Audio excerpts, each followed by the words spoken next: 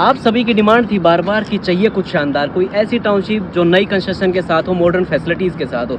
तो चलिए मैं आपके लिए लेके आया हूँ सोनीपत की ऐसी टाउनशिप जो है नई construction, modern facilities, musical fountain और लेक।